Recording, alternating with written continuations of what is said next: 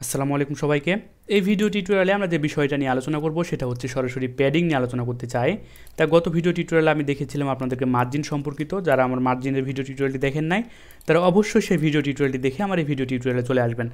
তা মার্জিনের video tutorial আমি যেটা দেখিয়েছিলাম কীভাবে মার্জিন লেফট রাইট বটম টপে কাজ করে থাকে, এই ভিডিও টিউটোরিয়ালে সরাসরি আমরা প্যাডিং নিয়ে আলোচনা করব।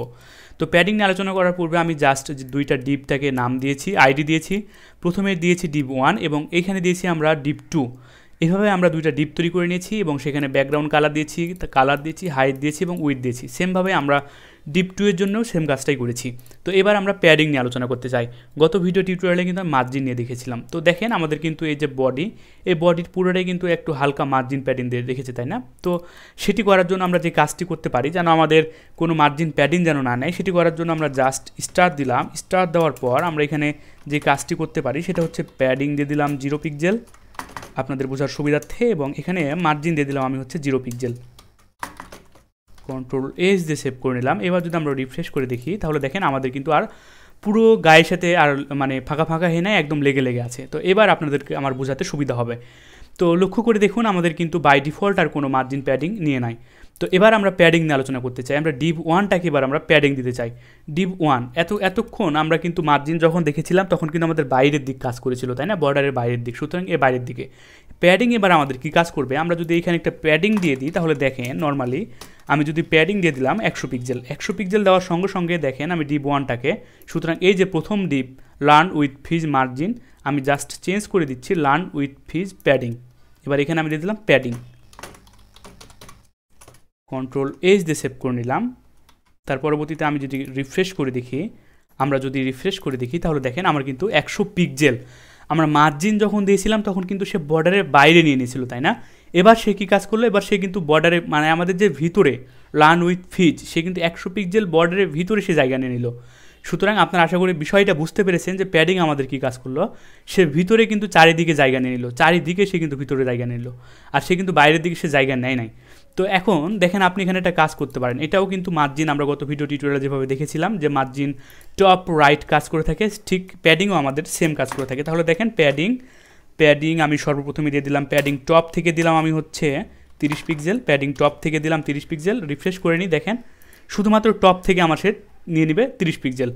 এবার আমরা প্যাডিং লেফট রাইট থেকে দিতে যাচ্ছি। তো প্যাডিং রাইট থেকে দিলাম আমি হচ্ছে 40 পিক্সেল। তাহলে দেখেন সে এবার আমার রাইট থেকে প্যাডিং নেবে 40 পিক্সেলের মতো। দেখেন সে কিন্তু আমার 40 পিক্সেল নেওয়া হয়ে গেছে। এবার আমি যেটা করব সেটা হচ্ছে প্যাডিং বটম থেকে জায়গা দিতে চাচ্ছি। প্যাডিং বটম থেকে দিয়ে দিলাম আমি 50 পিক্সেল। তো কন্ট্রোল এস দিয়ে সেভ করে নিলাম। আমি যদি আবার রিফ্রেশ করে দেখি তাহলে দেখেন এবার আমার বটমের দিকে সে জায়গা নিয়ে নেবে, বটমের দিকে নিয়েছে, তাই না? এবার আমি লেফটের দিকে দিতে যাচ্ছি আর কি। তো এবার লেফটের আমার যেটা রয়েছে প্যাডিং লেফট, সেটা আমি ইউজ করে ফেলি। প্যাডিং লেফটের দিকে আমি দিলাম 40 পিক্সেল। কন্ট্রোল এস দিয়ে সেভ করে নিলাম। তার পরবর্তীতে আমি যদি রিফ্রেশ করে দেখি তাহলে দেখেন আমার কিন্তু এখানে সে লেফট থেকে জায়গাটা নিয়ে নিয়েছে। তো আপনারা যারা সবসময় শর্টকাট পদ্ধতি খুঁজেন, ঠিক শর্টকাটটা খোঁজার জন্য আপনারা যে কাজটি করতে পারেন, চারটা লেখার কোনোই প্রয়োজন নাই, জাস্ট শুধুমাত্র প্যাডিং দিবেন। প্যাডিং দেওয়া মাত্রই কী কাজ করবে আমাদের, প্যাডিং 30 পিক্সেল যখনই দিলাম তখনই সে কী কাজ করবে, টপ থেকে রাইট থেকে লেফট থেকে বটম থেকে সে 30 পিক্সেল আমাদের জায়গা নিয়ে নেবে। তা দেখেন টপ থেকে রাইট থেকে বটম থেকে সে আমাদের 30 পিক্সেল সব দিক থেকে নিয়ে নিয়েছে, তাই না? তো আপনারা এখানে যে কাজটি করতে পারেন সেটি হচ্ছে 30 পিক্সেল দিয়ে দিলাম টপ থেকে বটম থেকে, এবং 20 পিক্সেল দিয়ে দিলাম হচ্ছে লেফট রাইট থেকে। তো এই 30 পিক্সেল প্রথম টপ এবং বটমের জন্য কাজ করবে। আমি দেখাই, প্রথমে এই টপ এবং বটমের জন্য কাজ করবে, এবং এইটা লেফট এবং রাইটের জন্য কাজ করবে হচ্ছে আমার সেকেন্ড ভ্যালুটা। সেকেন্ড যেই 20 পিক্সেল রয়েছে সেটা আমার লেফট এবং রাইটের জন্য কাজ করবে। তাহলে দেখেন পারফেক্টলি কাজ করেছে, তাই না? তো এইভাবে আপনারা কাজগুলো করতে পারেন। তো আপনারা এখানে যদি 40 পিক্সেল দিয়ে দেন, বা আপনারা যদি 70 পিক্সেল যদি 80 পিক্সেল যদি দিয়ে দেন, তাহলে এটা আমাদের যে কাজটি করবে, এটা আমাদের টপ ধরবে, এটা আমাদের রাইট ধরবে, এটি হচ্ছে আমাদের বটম ধরবে। তাহলে দেখেন আমাদের সেম কাজটাই করবে। এটা আমাদের বটমে সে 80 পিক্সেল জায়গা নিয়ে নিয়েছে, তাই না? তো এইভাবে আপনারা এখন আমাদের যে লেফট রয়েছে সেই লেফটেও আপনারা সেট করতে পারেন। লেফট থেকে দিলাম আমি হচ্ছে 40 পিক্সেল, কন্ট্রোল এস দিয়ে সেভ করলাম। তার পরবর্তীতে আমি যদি রিফ্রেশ করে দেখি তাহলে সে কিন্তু আমার লেফট থেকে 40 পিক্সেল জায়গা নিয়ে নিয়েছে। তো এইটাই হচ্ছে আমাদের প্যাডিংয়ের কাজ। তো এখানে একটু লক্ষ্য করে দেখুন আমার কিন্তু দুইটা ডিপ একদম গায়ে গায়ে লেগে আছে, তাই না?